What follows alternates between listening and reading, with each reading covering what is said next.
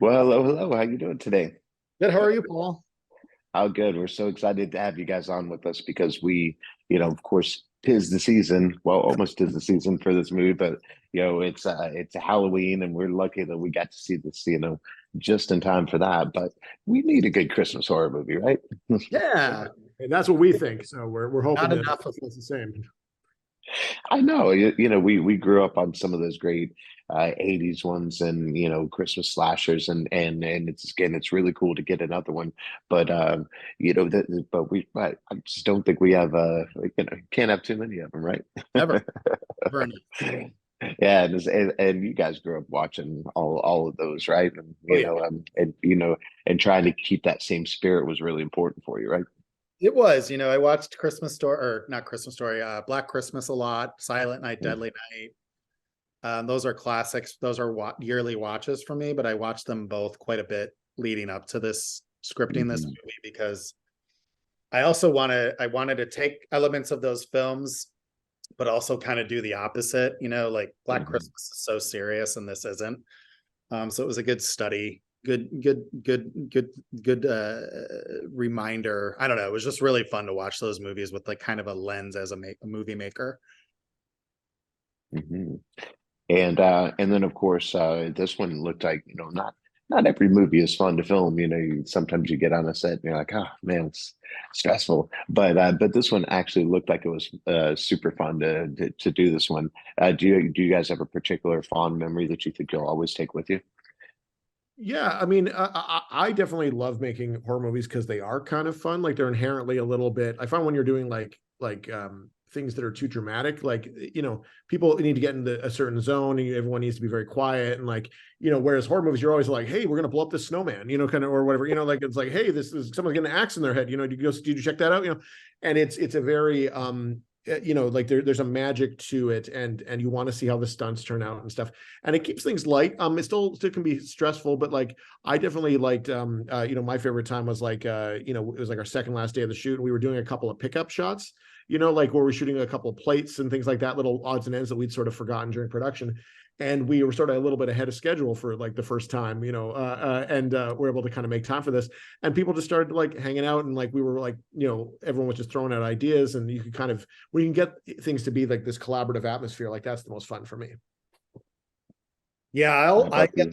my biggest takeaway from the movie is not only, working with these guys and stuff, but Joel McHale is the best. I love Yeah, him.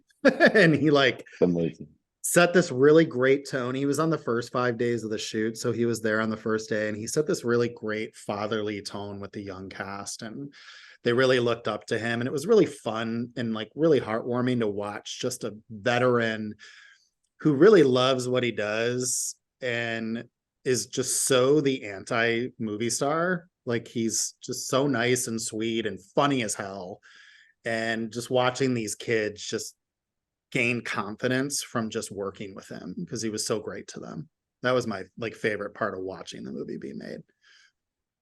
Yeah, absolutely. And then, of course, people will watch this and they'll think, yeah, this is going to be their Christmas horror movie. And so, Oh, what kind of advice do each of you have for people that want to go down the same path that you went down? Because it's certainly not easy to do, but it can be done.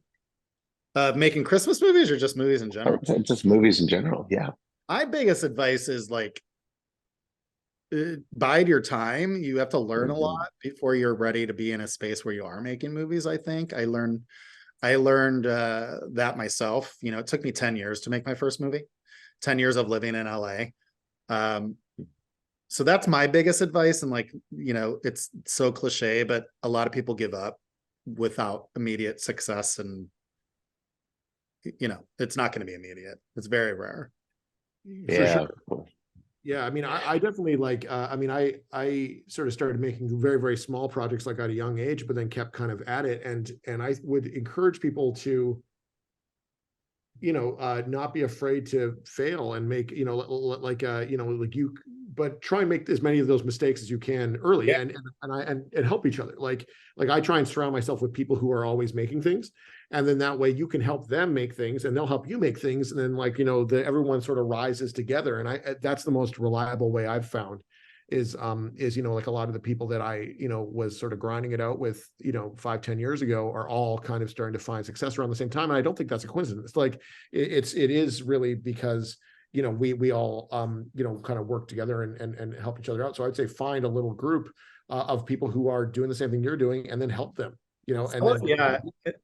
And in the horror genre, there's you need to celebrate everyone's victories. I know people that get jealous or like, oh, why aren't I making that movie? And it's like, well, there's a reason you're not making a movie. And it's because in the horror genre, every movie that comes out is a win.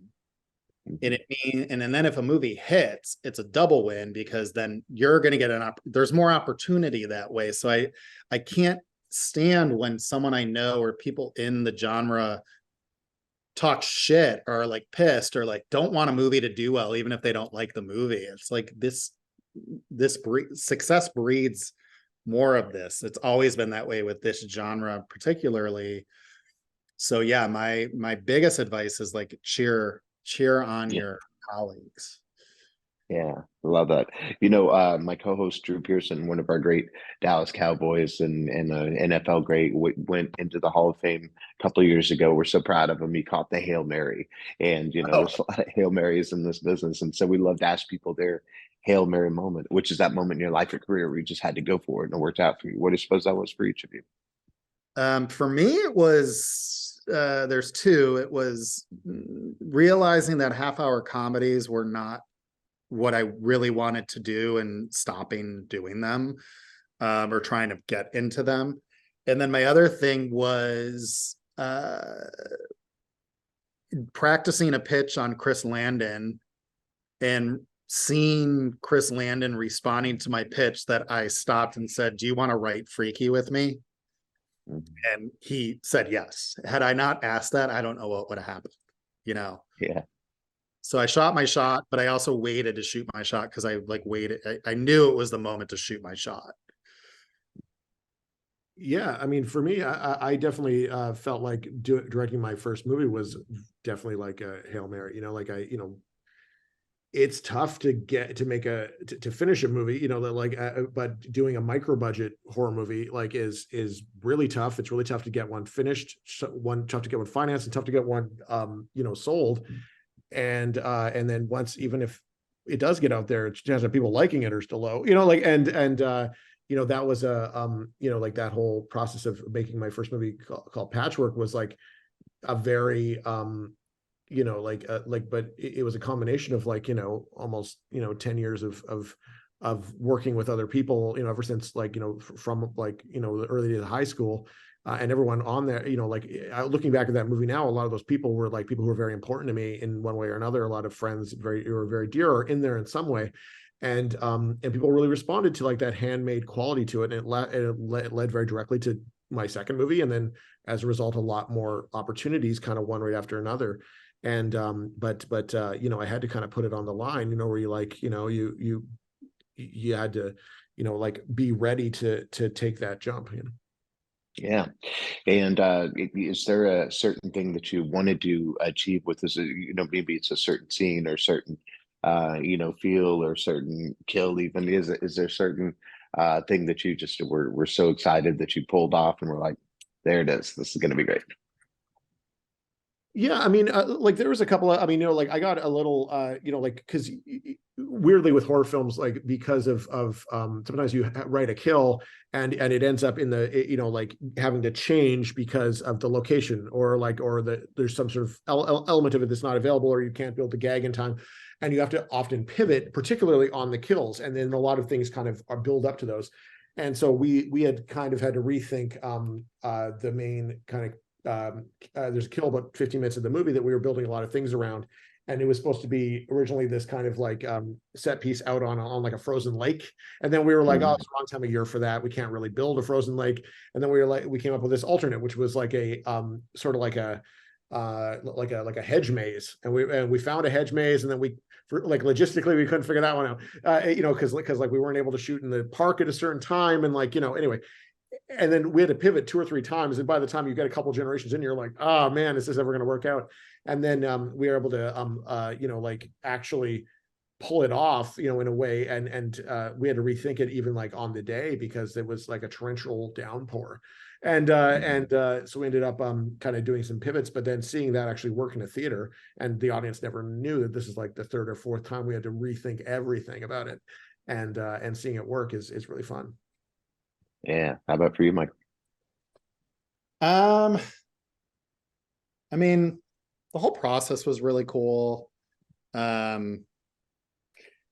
Yeah, I mean, I'm really proud of the movie in the fact that there's this whole queer undercurrent to it, and there's subtext and text and stuff. So I'm really excited for people, especially I'm queer. So like seeing a movie like this now means a lot to like the teenage version of me. And it also, it's the way I look at it is I didn't get these kind of movies when I was a kid because they didn't exist. So now I get to do that. So I'm really proud of that whole aspect of the film and being able to do that as a filmmaker and a producer, and working with people who are more than supportive, not just supportive of it, but wholly embrace it and push it forward in ways that I didn't even think were possible. So it's pretty cool. Yeah, that's amazing. Well, congratulations on that. And both of you, congratulations on the film. It's a whole lot of fun. We're going to tell everybody, check it out. Thank you so much. And now we have something to look forward to for Christmas season. So thank you. Perfect. And look forward to talking to both of you again soon. Thanks, Paul.